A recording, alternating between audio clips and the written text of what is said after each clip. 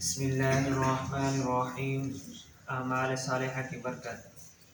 حضرت عبداللہ بن عمر بن خطاب رضی اللہ تعالی عنہما بیان کرتے ہیں کہ میں نے رسول اللہ صلی اللہ علیہ وسلم سے سنا، فرماتے تھے کہ پہلے زمانے کی بات ہے، 3 آدمی جا رہے تھے یہاں تک کہ وہ رات گزارنے کے لیے ایک غار میں جانے پر مجبور ہو گئے۔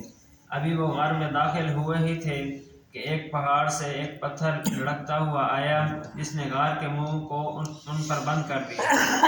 انہوں نے محسوس کیا کہ اس مصیبت سے نجات حاصل ہونے کی صورت یہ ہے کہ اپنے نیک اعمال کا وسیلہ پیش کر کے اللہ سے دعا کی جائے۔ ایک آدمی نے دعا مانگتے ہوئے کہا، اے اللہ، میرے ماں باپ بہت زیادہ بوڑھے ہو گئے تھے اور میں اپنے اہل و عیال سے پہلے ان کو دودھ پلاتا تھا۔ ایک روز مجھے درختوں کی تلاش دور لے گئی۔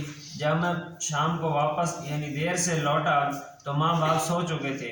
میں دودھ دو کر حسب معمول ان کی خدمت میں پہنچا تو وہ سو چکے تھے۔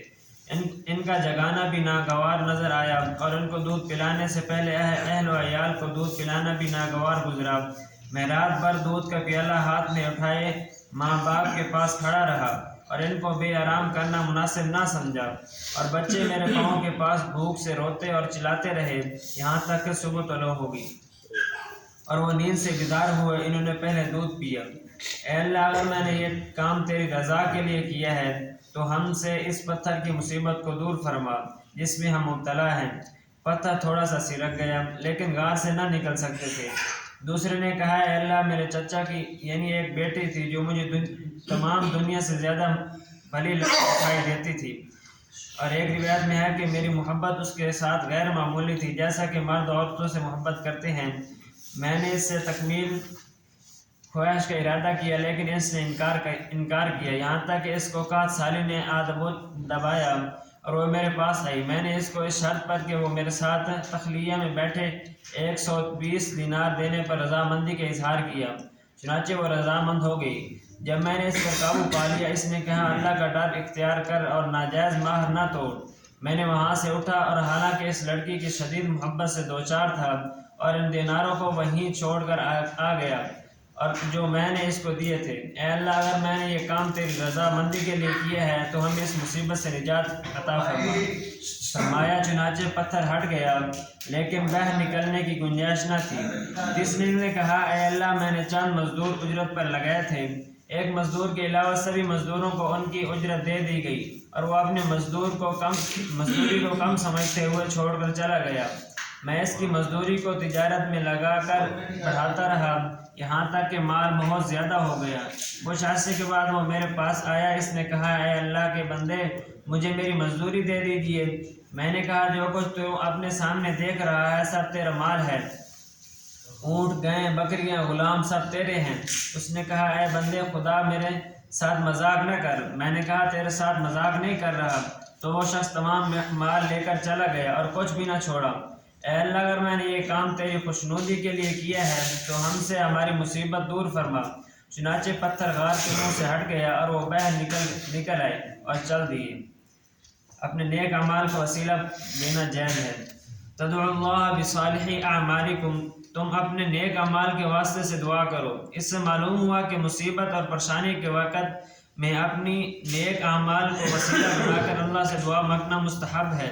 ان تینوں کی دعا کو قبول کرنا اور آپ کا اس واقعے کو بطور تعریف اور ذکر و فضیلت کے طور سے صحابہ کرام رضی اللہ تعالی عنہم اجمعین کے سامنے بیان کرنا اس بات کی دلیل ہے کہ یہ کام امر مستحسن ہے۔ نیز یہ بھی معلوم ہوا کہ ان تینوں نے یہ اعمال صرف اللہ کی رضا مندی میں کیے تھے۔ اسی خصوصیت کی وجہ سے ان اعمال کو انہوں نے اللہ کے دربار میں پیش کیا۔